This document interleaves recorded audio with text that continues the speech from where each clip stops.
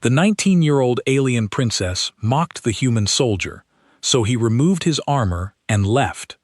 The doors of the grand hall slam shut behind me before I even understand what is happening. My hands are still shaking, not from fear, but from something colder, something that has been building for months. 3 minutes earlier, I was standing at attention beside the human delegation, my rifle strapped across my chest, my armor humming quietly with power. The summit hall of the Vale Ascendancy stretched out in front of me like a cathedral built for giants. Pillars of pale blue crystal rose toward a ceiling painted with stars that were not stars at all, but moving light. Hundreds of alien nobles watched from balconies above, their eyes glinting with curiosity, some with disdain. I had been assigned to this posting for 6 weeks. Earth had just been granted a seat, a small and fragile seat, at the table of older civilizations. We were the newest species to join what the Vale called the Circle of Voices, a gathering of empires that had existed for thousands of years before humanity had even discovered fire. Our diplomats were desperate to prove that humanity belonged here. My job was simple: stand still, look disciplined, say nothing unless spoken to. I had done that job perfectly for 6 weeks. Then she walked in. Princess HFY was 19 years old, though the Vale measured age differently than we did. She moved through the hall like she owned the air itself, her robes trailing behind her in shifting patterns of violet and gold. Her skin held a faint shimmer, like moonlight on water, and her eyes were the color of storm clouds. She was, by every account I had heard, brilliant, fluent in 11 languages, first in her class in strategy and diplomacy, the heir to one of the oldest thrones in known space. She was also, I would soon learn, cruel in a way that only the very young and very powerful can be. She stopped in front of the human delegation, tilting her head as if inspecting livestock at a market. Her gaze swept across our ambassador, our translators, and finally landed on me. "This is the soldier they sent," she said, her voice carrying easily across the hall. I was told humans built machines of war. I expected something more impressive than a man in tin. A few nobles on the balconies laughed. Not loudly, just enough for me to hear it. I said nothing. I had been trained for this. Diplomatic postings meant absorbing insults with a straight face. I had absorbed worse from drill sergeants back on Earth. She circled me slowly, studying the plates of my armor, the seams, the weapon at my side. "Tell me," she said, "how many wars has your species fought against itself before it even reached the stars?" "I have read your history. It is very short and very violent." Still, I said nothing. My jaw was tight, but my eyes stayed forward, fixed on a point above her head, the way I had been trained to do. She smiled at my silence, mistaking it for weakness rather than restraint. "I suppose that is why you send soldiers instead of scholars," she continued. "Your species has nothing else to offer yet. You are still children playing at being important, domesticated animals who found a uniform and decided it made them soldiers." The hall went quiet. Something in me went quiet too. Not loud, not angry, quiet, in the way the ocean goes quiet right before a wave breaks. I had buried friends. I had watched cities burn during the resource wars back home, before Earth had learned to work together instead of tearing itself apart. I had spent 3 years of my life in places I do not talk about, doing things I do not talk about, so that people like our ambassador could stand in rooms like this one and have a future to negotiate for. I was not a domesticated animal playing soldier. I was the reason there was still a species left to send anyone at all. I did not shout. I did not argue. I did not give her the satisfaction of a reaction she could report back to her mother as proof of human instability. Instead, I reached up and unclasped the first piece of my armor. The chest plate came free with a soft hiss of released pressure. I set it down on the polished floor, careful, deliberate, as if I had all the time in the world. Then I unclasped the shoulder guards, one at a time, and placed them beside it. The gauntlets came next, then the leg plates. Each piece landed with a quiet, precise sound that seemed impossibly loud in the silence of that hall. I felt every eye in the room on me. I did not care. Last, I unslung my rifle and laid it across the pile of armor, barrel down, safety engaged, exactly the way I had been trained to secure a weapon that would no longer be needed. Princess HFY stopped smiling. I stood there for one long moment, in nothing but the simple gray undersuit worn beneath the armor. No weapon, no shield, no rank insignia visible. Just a man, just myself. "You mock what you do not understand," I said quietly, the first words I had spoken since she began. My voice did not rise. It did not need to. I did not come here to be your entertainment. Then I turned and walked toward the doors of the hall. Behind me, I heard the ambassador hiss my name in warning. I heard murmurs rippling through the balconies above. I heard, most clearly of all, the princess say nothing at all, which was somehow louder than anything else in the room. The great doors, twice the height of any human, stood closed in front of me. I did not slow down. Guards on either side glanced at each other, unsure whether to stop a foreign soldier from leaving a room he had just been humiliated in. In the end, they chose not to interfere, and the doors swung open just before I reached them. Cool air from the outer corridor washed over my skin. I kept walking, my bare feet against the marble floor, carrying nothing but myself out of that hall. I did not look back. Behind those doors, I later learned, the princess stood frozen for several seconds, staring at the small pile of abandoned armor and the rifle resting silently on top of it. No one in the history of the Vale Court had ever willingly disarmed themselves and walked out of a royal audience. It was not done. It was not even a concept that existed in their customs. To them, armor was pride. Weapons were status. Removing both in front of royalty was either the deepest insult imaginable or something else entirely, something none of them had a word for yet. I did not know, as I walked those long corridors alone, that my quiet act of walking away would ripple through an empire far older than my own species. I did not know that a 19-year-old alien princess, raised to believe she understood every creature beneath her, had just met the first person in her life she could not read. I only knew one thing as the doors closed behind me and the sound of that grand hall faded into silence. I was done being mocked by anyone who had never bled for anything in their life. The corridor outside the summit hall was long and lined with tall windows that looked out over the capital city of the Vale homeworld. Towers of pale stone rose into a violet sky, connected by bridges of light that shimmered faintly in the evening air. I walked past all of it without really seeing any of it. My mind was elsewhere, replaying the last few minutes over and over, wondering if I had just made the greatest mistake of my career or the only choice that made any sense at all. A human diplomatic aide caught up with me halfway down the corridor, her face pale with worry. "Sergeant," she said, struggling to keep pace, "what did you just do in there?" "I removed my armor," I said simply, "and I left." "Do you understand what you just did? That was a royal audience. You cannot simply walk out of a royal audience." "I did not walk out on the Empire," I said, still moving forward. "I walked out on someone who insulted every person who has ever worn this uniform. There is a difference." She did not have an answer for that. Neither, it seemed, did anyone else who had witnessed what happened. I did not know it then, but somewhere behind those closed doors, Princess HFY was staring at a pile of human armor on the floor of her own throne room, trying to understand why the absence of a soldier felt heavier than his presence ever had. My name is Ethan Cole, and I was not always a soldier. I want to make that clear before I tell you what happened next, because the story of that night in the Vale Court cannot be understood without knowing what came before it. I grew up in a small coastal town that no longer exists on any modern map. It was swallowed by rising water during the years the history books now call the Long Drought, though anyone who lived through it knew there was nothing dry about those years. Entire nations collapsed as farmland turned to dust in some regions and drowned under floods in others. Governments fell, borders dissolved. For almost a decade, humanity did not fight against any alien threat. We fought against ourselves, over water, over land. over the last scraps of a world that seemed determined to fall apart.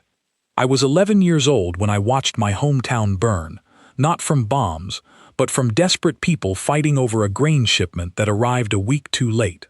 I remember the smell of smoke more clearly than I remember most of my childhood. I remember my mother pulling me through the streets, telling me not to look at what was happening around us, and I remember not listening to her, because some part of me understood that if I did not see it, I would never understand why it mattered to fix it.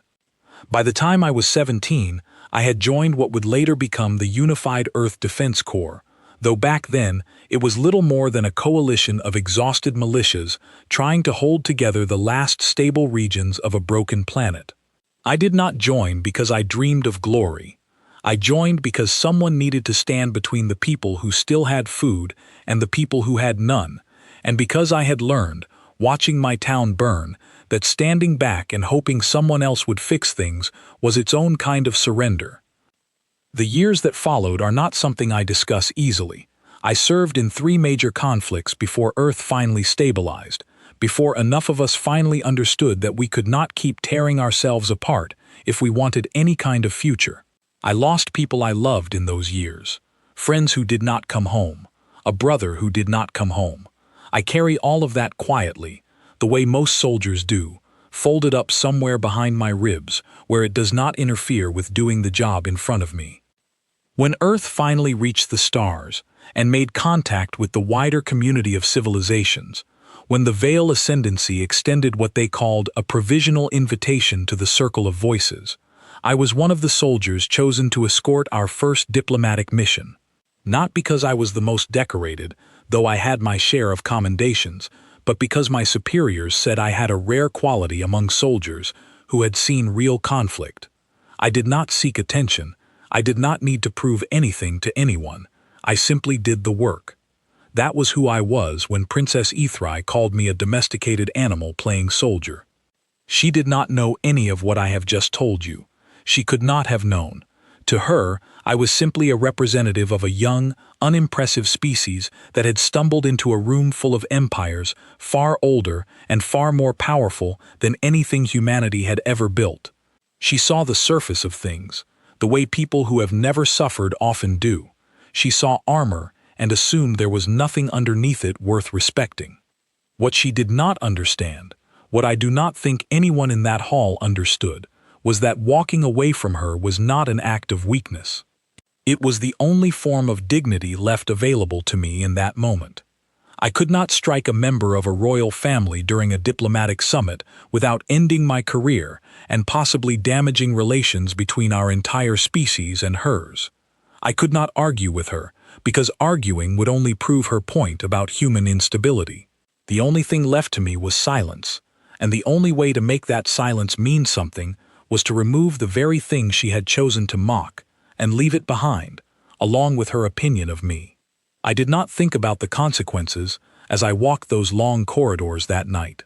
I only thought about getting some distance between myself and that hall before the anger I had suppressed found somewhere to go.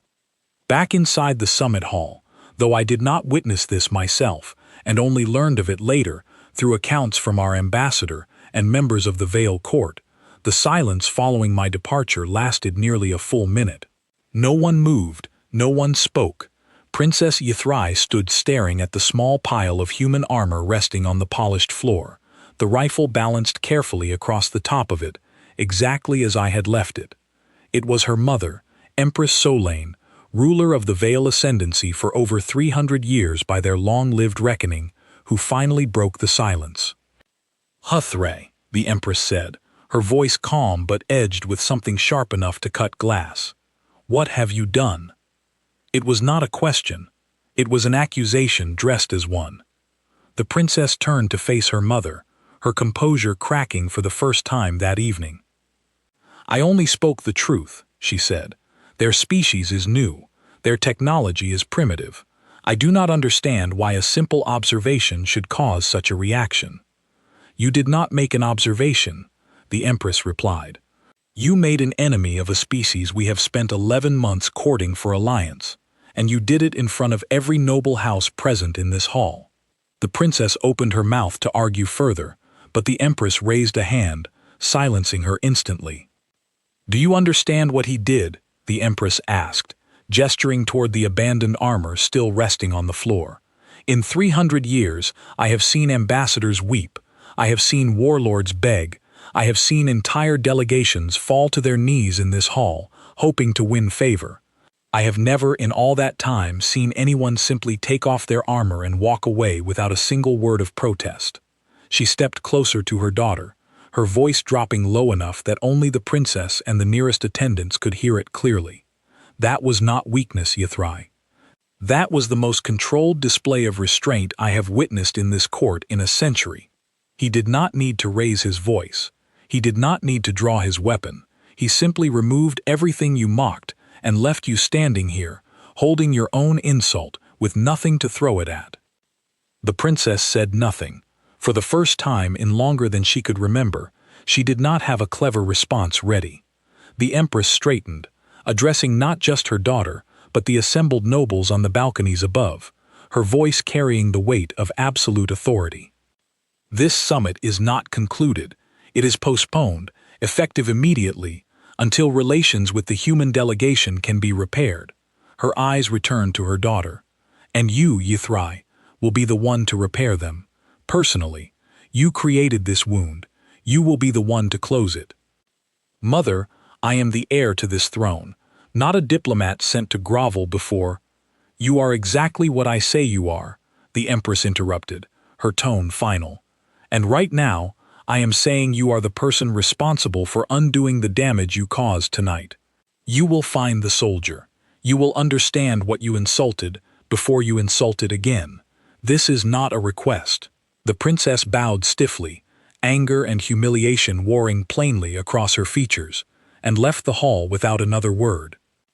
I learned all of this later, pieced together from accounts given by our own ambassador and, eventually, from the princess herself. At the time, I knew none of it. I only knew that I had walked out of that hall with nothing but the clothes on my back, and that somewhere behind me, an empire far older than my own species was deciding what to do about it. I made my way back to the human quarters, a modest compound set aside for our delegation on the outer edge of the capital city. The rooms were simple by Vale standards, though they would have seemed luxurious to most people back on Earth. I did not go to my own quarters. Instead, I found my way to the small armory where the rest of the delegation's equipment was stored, and I began doing the only thing that ever truly settled my mind when everything else felt unsteady. I started cleaning gear.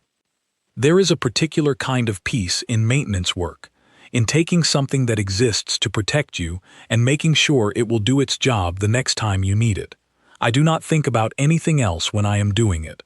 I do not think about insults or embarrassment or the uncertain future of an entire species riding on the outcome of diplomatic meetings I barely understand the politics of.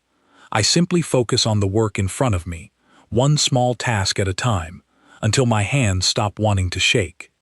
A few of the younger recruits found me there within the hour, having already heard some version of what happened in the summit hall. Word travels fast among soldiers, faster still when the story involves someone standing up, quietly and without violence, to the kind of arrogance most of us have learned to simply endure. A young private named Grace Bennett was the first to speak. "Is it true, Sergeant? Did you really just walk out on royalty?"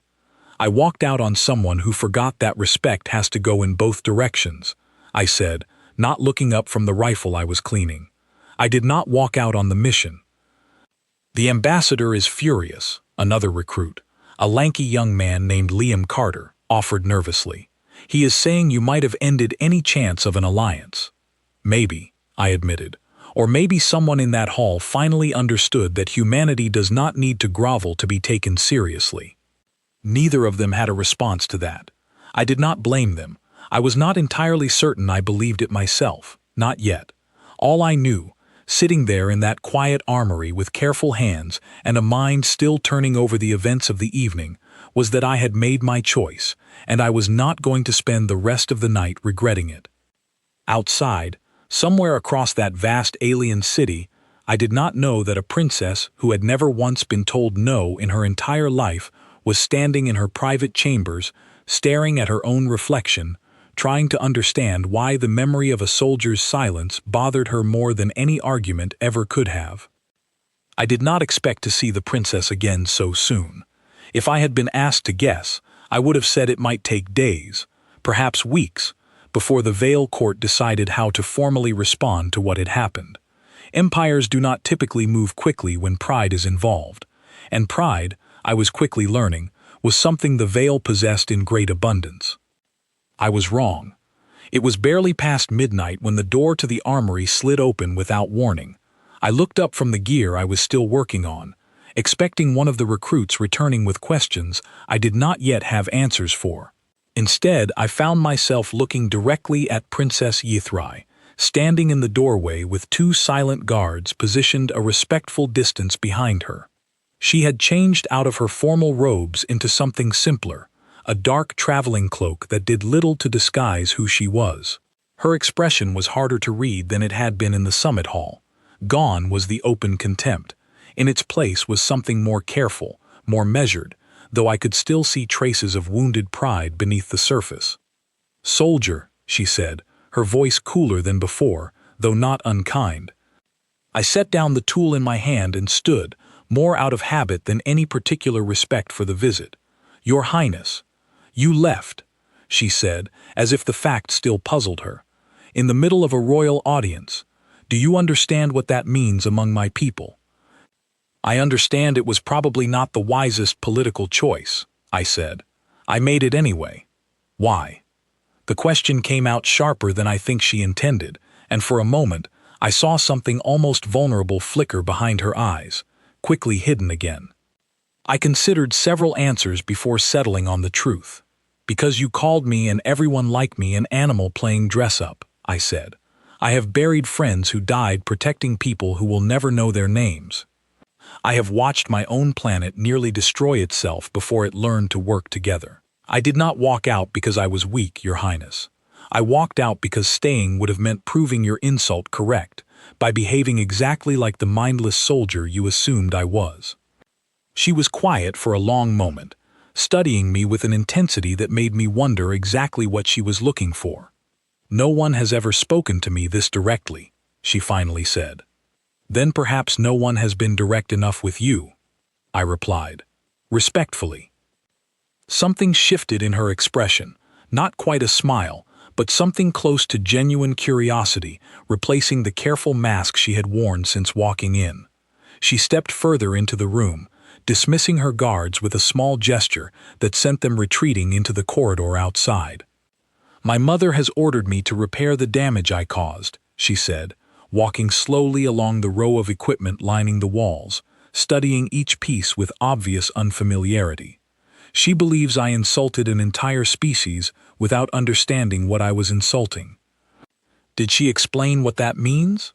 She explained that you are the first person she has seen in 300 years leave a royal audience without begging for anything, HFY said. She seemed to think that was significant. "It probably was, by your customs," I said. "By mine, it was simply refusing to let someone else decide my worth for me." She stopped in front of the rack holding my armor, the same pieces I had removed hours earlier, now cleaned and returned to their proper place. She reached out, almost hesitantly, and touched the surface of the chest plate. "This is what you called primitive," I said, watching her fingers trace the seams of the metal. "It has kept me alive through things I do not discuss easily. It is not decoration, Your Highness. Every scratch on that surface is a memory I carry with me." She withdrew her hand as if the armor had grown suddenly warm. "I did not consider that," she admitted quietly. "I have never needed armor for anything beyond ceremony. My people have not fought a true war in over a century. We settle our disputes through negotiation, through strategy, through the slow accumulation of influence and alliance. I assumed, because your species is young, that your methods must be equally simple." "Simple is not the same as primitive," I said. "We fight because sometimes there is nothing left to negotiate with. When the water runs out, or the food does, diplomacy does not fill an empty stomach. Sometimes the only choice left is to stand between the people you love and whatever threatens to take everything from them." She sat down slowly on one of the benches lining the armory wall, her earlier composure fully abandoned now, replaced by something more thoughtful, more genuinely curious than I had seen from her all evening. "Tell me about it," she said. "The wars your species fought against itself. I have read summaries prepared by our scholars, but I suspect they understood very little of what those records actually meant." I hesitated. It was not a story I told often, and certainly not one I expected to be telling an alien princess in the middle of the night, in a borrowed armory on a planet I had visited for the first time only weeks earlier. But something in her expression, some genuine desire to understand rather than simply collect information, convinced me to continue. I told her about the long drought, about the years when the climate finally broke under decades of strain, about farmland turning to dust across entire continents while other regions drowned beneath rising seas. I told her about the collapse of governments that had once seemed permanent, about borders redrawn overnight by desperation rather than treaty. I told her about my hometown, about the night it burned, and about my mother pulling me through smoke-filled streets while I refused to stop looking at what was happening around us. She listened without interrupting, her storm-colored eyes fixed on me with an intensity that felt entirely different from the disdain she had shown in the summit hall. "You were a child," she said quietly, when I finally paused, "watching your own home destroyed by your own people." "Most of us were children when it started," I said. "That is often how it works. The people who make the decisions that break a world are rarely the ones who have to live in the wreckage of it afterward. That responsibility falls to whoever is left standing. And you chose to become a soldier after witnessing that. I chose to become someone who stands between chaos and the people who cannot protect themselves," I said. "The uniform is simply what that choice looked like, once my planet finally organized itself enough to give it a name." She was silent for a long moment, staring down at her hands, folded carefully in her lap. "I called you an animal playing soldier," she said finally, her voice quieter than I had yet heard it. "I did not know any of this. I judged your entire species based on the length of your history and the simplicity of your technology. I did not consider what your species endured to reach this point at all." "Most people do not," I said, without bitterness. "It is easier to judge the surface of something than to understand what shaped it." "I am not most people," she said, some of her earlier sharpness returning, though it felt different now, less like arrogance and more like genuine frustration directed inward. "I am the heir to one of the oldest thrones in known space. I am expected to understand every civilization I encounter well enough to negotiate with it, to outthink it, to know its weaknesses and its strengths before it ever realizes I am studying it at all. Tonight, I failed at the most basic version of that task. I looked at you and saw nothing worth understanding. And now," she looked up, meeting my eyes directly, "now I see a species that survived breaking itself apart and rebuilt something strong enough to reach the stars regardless. I see a soldier who did not need to raise his voice to make an entire empire question itself. I do not think, Sergeant Cole, that I have ever been so thoroughly mistaken about anyone in my life." I had not told her my name. I realized, somewhere in the back of my mind, that she must have asked someone, perhaps her mother, perhaps one of my own recruits, before coming to find me tonight. The realization sat strangely with me, an alien princess taking the time to learn my name before seeking me out to apologize. "Apology accepted, Your Highness," I said, "though I suspect your mother will want more than a private conversation in an armory to consider this matter resolved." "She will," HFY admitted, something almost resembling a smile finally breaking through her careful composure. "There will need to be a formal gesture, something visible to the entire court, to undo the damage done publicly. But I wanted to understand first, before I stood in front of my people and pretended to know what I was apologizing for." "That is more honest than most diplomacy I have witnessed," I said.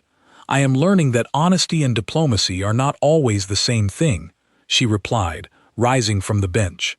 "Tonight has taught me that lesson more clearly than 3 years of formal education ever managed." She paused at the doorway, glancing back at me with an expression I could not fully place, somewhere between curiosity and something warmer, though I did not let myself dwell on what that warmth might mean. "Sergeant Cole," she said, "thank you for not simply forgiving me because of my title. It would have been easier for you. I do not think it would have taught me anything. I did not walk away tonight to teach you a lesson, Your Highness," I said honestly. "I walked away to preserve my own dignity. If something useful came from that for you as well, I am glad, but do not mistake tonight for forgiveness freely given. It was earned through honest conversation, not through rank."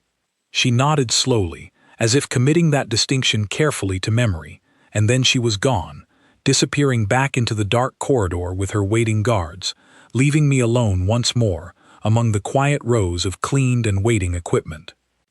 I did not sleep much that night. I kept turning the conversation over in my mind, trying to understand what exactly had shifted between us in the span of a single late-night visit. I had expected anger from the Vale Court. I had expected consequences, perhaps even the quiet end of my posting on this world. I had not expected a princess to sit on a bench in a borrowed armory and ask me, with what seemed like genuine sincerity, to help her understand a mistake she had made. What I did not know, as I finally allowed myself a few hours of restless sleep before the sun rose over that alien capital, was that the true test of everything we had discussed that night was still waiting for both of us, closer than either of us realized. 3 days passed before the trouble started, 3 days during which the Vale Court moved carefully through the process of repairing what had broken in that summit hall. Empress Solane issued a formal statement acknowledging her daughter's error, and Princess HFY herself appeared before the assembled nobles to publicly retract her words, a gesture I was told was almost unheard of among Vale royalty. Our own ambassador, cautiously optimistic for the first time since the incident, began preparing for the summit to resume within the week. I returned to my regular duties, escorting the delegation between meetings, standing quiet watch over negotiations I barely understood the finer details of. I saw Princess HFY occasionally during those 3 days, brief glimpses across crowded halls, formal nods exchanged between us that carried more weight than either of us acknowledged openly. We did not speak again, not directly, though I found myself thinking more than once about that conversation in the armory, about the way her composure had cracked to reveal something far more thoughtful than the arrogance she wore in public. I did not know, during those quiet days, that not everyone within the circle of voices welcomed the possibility of a human alliance with the Vale Ascendancy. The Kryvan Combine had held influence within the circle for nearly as long as the Vale themselves, a rival empire whose territory bordered Vale space along several contested star systems. Where the Vale valued negotiation and slow accumulation of influence, the Kryvan believed strength should be demonstrated openly, that alliances were built through displays of power rather than diplomacy. They had watched humanity's arrival with open suspicion, viewing our unpredictable, war-forged history as a threat to the careful balance of power they had spent centuries cultivating. I learned all of this later, pieced together from briefings and reports compiled after the fact. At the time, I only knew that on the 4th night since the incident in the summit hall, I found myself standing guard at the edge of a private garden reserved for the royal family, having been asked, somewhat unusually, to personally oversee the princess's security during an evening reception with several visiting dignitaries. It was meant to be a simple assignment. Stand near the perimeter. Watch for anything unusual. Say nothing unless spoken to. The garden itself was beautiful in the strange alien way most things on this world seemed beautiful to me, filled with plants that glowed faintly in the darkness, their light shifting slowly through soft colors as the evening breeze moved through their leaves. Princess HFY moved among the gathered dignitaries with practiced grace, engaging in conversation that flowed easily between languages I could not fully follow, though I caught enough to understand the general tone of careful diplomacy. I was not armored that night, dressed instead in the simpler uniform reserved for close protection duty, my rifle secured but not drawn, positioned near enough to respond quickly if needed, but far enough to remain unobtrusive during a social gathering. It was, I would later realize, exactly the vulnerability the Kryvan agents had been waiting for.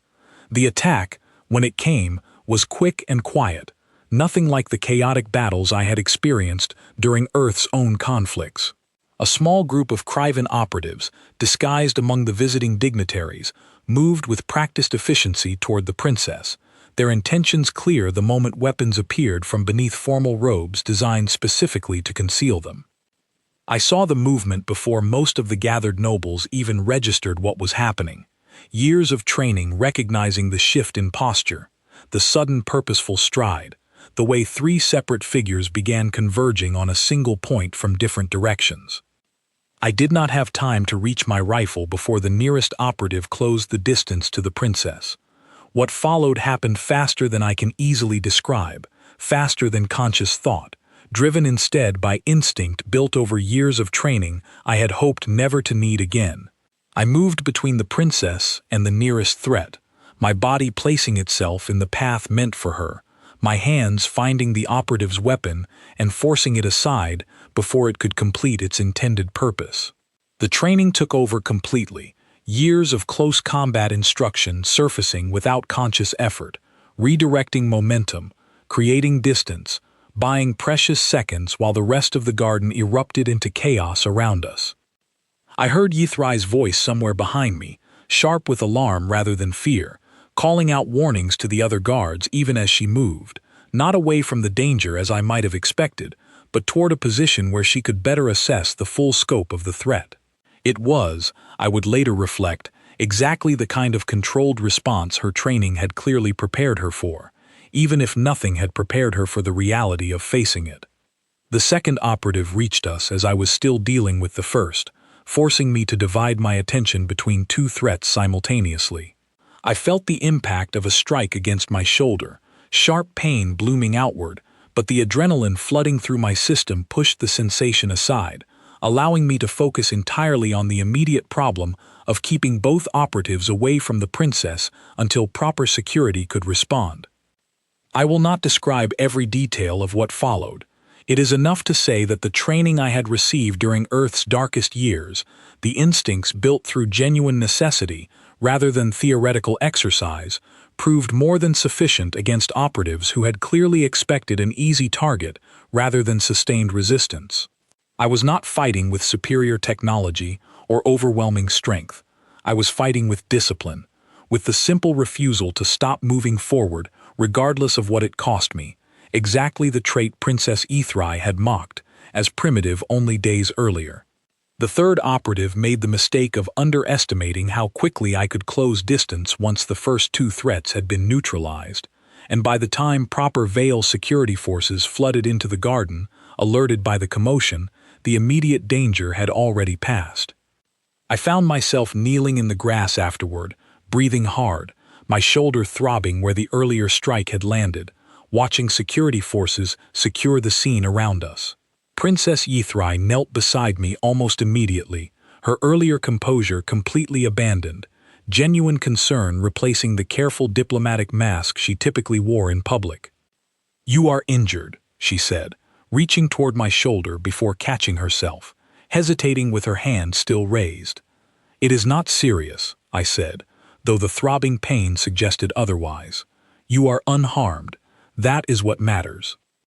"Because of you," she said quietly. "You stood between me and three armed operatives without armor, without proper preparation, and you did not hesitate for even a moment. It is what I was trained to do," I said, "protect the people who cannot protect themselves in that specific moment."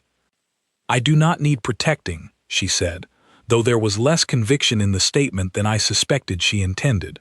"I have trained in combat since I was a child. I could have—" "You could have," I agreed, cutting her off gently. "But you did not need to, because I was already moving before you finished processing the threat. That is not a failure on your part, Your Highness.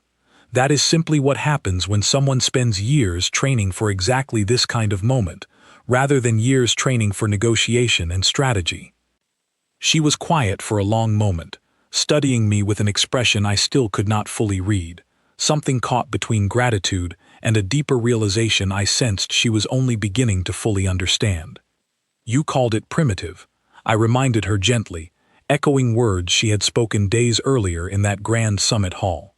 The instinct to stand between danger and the people who matter without needing elaborate strategy or careful negotiation. Tonight, that primitive instinct is the reason you are still sitting here, able to have this conversation with me. I know, she said quietly. I understood it the moment I saw you move. I have never seen anyone react so quickly, without hesitation, without calculating the personal cost before committing to action. There was no time to calculate anything, I admitted. There rarely is in moments like that. You simply move, because the alternative is watching something terrible happen that you could have prevented. Security forces were already moving through the garden, securing the area, questioning witnesses, beginning the process of determining exactly how Kryvan operatives had managed to infiltrate a private royal reception. I did not pay much attention to any of it, my focus remaining on the princess kneeling beside me, her storm-colored eyes fixed on my face with an intensity that felt different from anything I had witnessed from her before. Empress Solane will want a full account of this, HFY said eventually, rising to her feet, offering a hand to help me rise as well, an unusual gesture I suspected carried significance within Vale customs that I did not fully understand. Then let us give her one, I said, accepting the offered hand, allowing her to help me to my feet, despite the protest in my injured shoulder. Sergeant Cole, she said, her voice softer now than the sharp, cutting tone she had used in that first meeting, days earlier in the summit hall. I do not think I will ever again mistake restraint for weakness, or discipline for something primitive. Tonight, you taught me more about your species in a few moments of action than every scholarly report I have ever read. I did not act tonight to teach you anything, Your Highness, I said, echoing my own words from our conversation in the armory. I acted because it was necessary. If you learned something from it as well, that is simply what happens when necessity and understanding happen to align. She studied me for a long moment, something unreadable passing behind her eyes, before finally nodding and turning to address the security forces now fully securing the garden around us, leaving me standing there in the aftermath of chaos, wondering exactly what tonight's events would mean for the fragile alliance still forming between our two very different species. What neither of us yet knew was that word of what happened in that garden would spread through the Vale court far faster than any formal diplomatic statement ever could, reaching ears far beyond the immediate circle of witnesses, and reshaping, in ways neither of us had anticipated, exactly how humanity would be understood by an empire that had spent centuries believing it already understood every civilization worth knowing.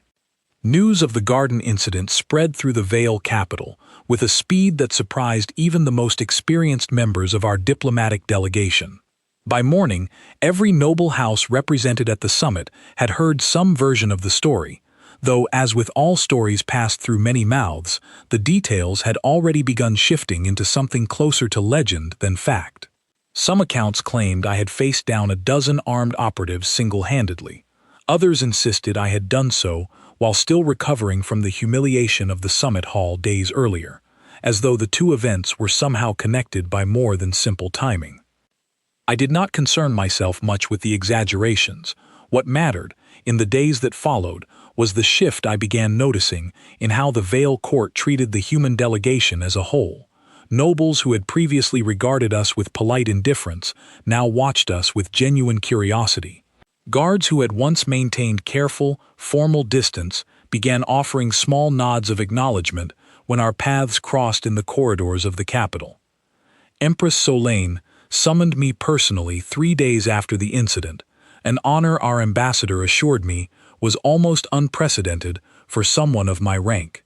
I stood before her throne, dressed once again in my full armor, freshly repaired and polished, feeling considerably more composed than I had during my first visit to that grand hall. Sergeant Cole, the Empress said, her voice carrying the same quiet authority I remembered from accounts of that first difficult evening. I am told you saved my daughter's life without hesitation, despite having every reason to feel no particular loyalty toward her, given the manner of your first meeting. Your Highness's actions that evening "Do not change my duty, Empress," I said carefully.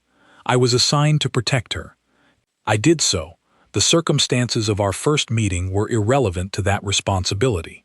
"A diplomatic answer," the Empress observed, something almost like amusement flickering across her ancient features. "Though I suspect the truth is somewhat less formal than that. My daughter has told me about your conversation in the armory, Sergeant. She tells me you spoke with her more honestly than anyone in this court has dared to speak with her in years." I did not respond immediately, unsure how to address something the princess had apparently shared with her mother without my knowledge. "I do not offer this observation to embarrass you," the Empress continued. "I offer it because I believe it explains something my daughter has struggled to understand about your species since your arrival. Humanity does not survive through careful calculation and centuries of patient strategy, the way my people have survived. Humanity survives through something more immediate, more instinctive, a willingness to act decisively when action is required, regardless of personal cost. That has often been necessary for us, Empress," I said. "We did not have centuries to build careful strategies. We had to learn quickly, or we did not survive at all. And that," she said, rising slowly from her throne, "is precisely why I believe your species belongs within the circle of voices, regardless of how brief your history might appear compared to ours. Age does not guarantee wisdom, Sergeant Cole. Sometimes it only guarantees comfort, and comfort has a way of dulling instincts that remain sharp in species who have not had the luxury of forgetting what true danger feels like." She stepped down from the raised platform where her throne stood, approaching me directly, an action I understood, even without full knowledge of Vale customs, to be significant. "The summit will resume in 2 days," she said. "I would like you present, Sergeant, not merely as a guard standing quietly at the edge of the room, but as a formal representative of what your species has demonstrated it is capable of. Would you be willing to stand beside your ambassador during the proceedings, rather than simply behind him?" The question surprised me, though I did my best not to let that surprise show openly. "That would be my honor, Empress, if my own delegation agrees to the arrangement." "I believe they will," she said, something knowing in her tone that suggested she had already discussed the matter with our ambassador before summoning me. "Humanity has spent 6 weeks trying to convince this court that your species deserves a place among us through careful diplomacy and formal presentation. I suspect you achieved more in a single night in that garden than 6 weeks of formal negotiation managed to accomplish." I did not know what to say to that, so I simply offered a formal bow, the same gesture I had practiced extensively before our arrival on this world, and the Empress dismissed me with a small nod, allowing me to leave the throne room with considerably more to consider than I had carried into it. The resumed summit, when it finally arrived 2 days later, felt entirely different from that first difficult evening. I stood beside our ambassador as promised, dressed in my full armor, though this time the weight of it felt less like a burden and more like a reminder of everything it represented. The same grand hall stretched around us, the same pillars of pale blue crystal rising toward that painted ceiling of shifting light, but the atmosphere had shifted entirely from what I remembered. Princess HFY stood near her mother's throne, dressed in formal robes that seemed to shimmer with the same violet and gold I remembered from our first meeting, though her expression carried none of the earlier contempt. When her eyes found mine across the crowded hall, she offered a small, genuine smile, one I found myself returning without conscious thought. The formal proceedings began with a gesture I had not anticipated. Princess HFY stepped forward from her position near the throne, addressing the assembled nobles directly, her voice carrying clearly across the silent hall. "6 nights ago," she began, "I stood in this hall and spoke words about the human species that I did not understand well enough to speak. I called their soldiers primitive. I called their discipline weakness disguised as strength. I was wrong, and I have spent the days since that mistake learning exactly how wrong I was." She turned slightly, gesturing toward where I stood beside our ambassador. "3 nights ago, in the private garden reserved for my family, I watched this soldier, a representative of the species I had mocked so carelessly, place himself between myself and 3 armed operatives without a moment of hesitation, without armor, without the elaborate preparation my own people typically require before committing to action of that magnitude. He did not calculate the personal risk before acting. He simply acted, because the situation demanded it, and that instinct, which I once called primitive, saved my life. A murmur ran through the assembled nobles, though it carried none of the earlier dismissive tone I remembered from that first evening. This murmur sounded closer to genuine reconsideration, an entire court quietly updating long-held assumptions in real time. I do not believe age alone determines the worth of a civilization, HFY continued. I believe the Vale ascendancy has grown comfortable in our centuries of careful diplomacy, comfortable enough that we have perhaps forgotten what it means to act decisively when careful diplomacy is not an option. Humanity has not had that luxury. Their history, brief as it may appear compared to ours, has forged something in them that I believe our own people would benefit from understanding, rather than dismissing. She turned to address our ambassador directly.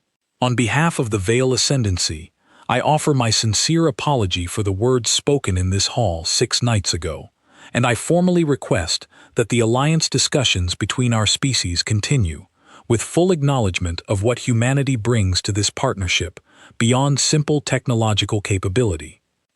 Our ambassador, visibly moved by the formal acknowledgement, accepted graciously, and the resumed summit proceeded from that point with an entirely different tone than the tense, careful negotiations of the previous weeks.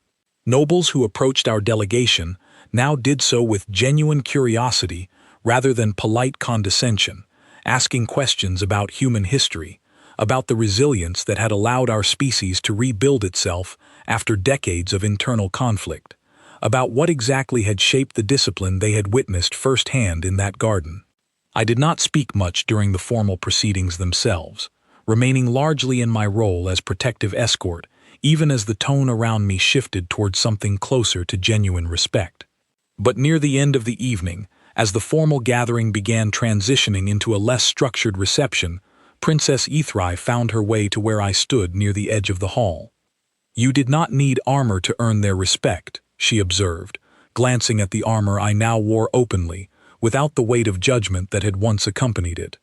"You earned it by simply being willing to remove it, and then by proving, days later, that what lay underneath was worth more than the armor itself."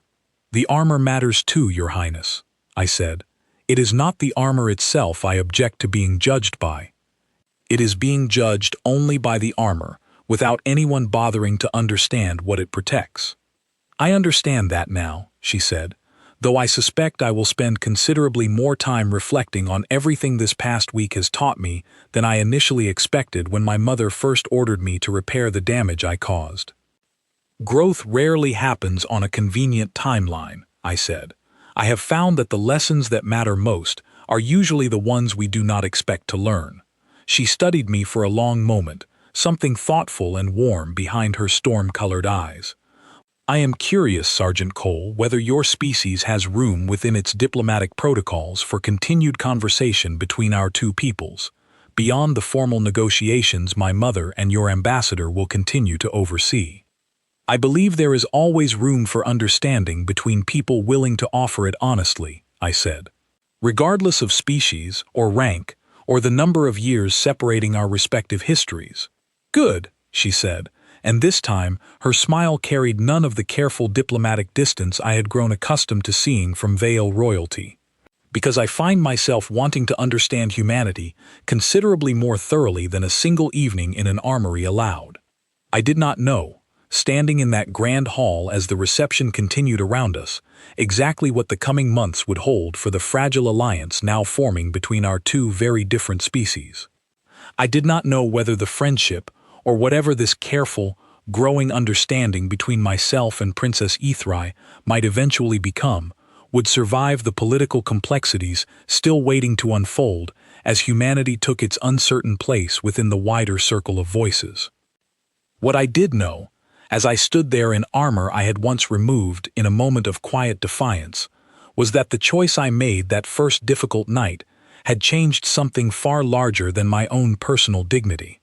It had opened a door between two civilizations that might otherwise have remained separated by nothing more than careless words and untested assumptions. Sometimes the most powerful thing a person can do is not raise their voice, or draw a weapon, or demand respect through force. Sometimes the most powerful thing a person can do is simply set down what others have chosen to mock, and walk away with quiet dignity intact, trusting that anyone worth convincing will eventually come looking for the truth on their own. Princess HFY came looking. And in doing so, she taught an entire empire something about humanity that 6 weeks of careful diplomacy had failed to communicate. We were not primitive. We were not children playing at being important. We were a species that had learned, through the hardest possible lessons, exactly what it meant to stand firm when everything around us threatened to fall apart. And now, for the first time since our arrival among the stars, an empire far older than our own was finally beginning to understand that truth, not through words alone, but through actions that spoke louder than any insult ever could.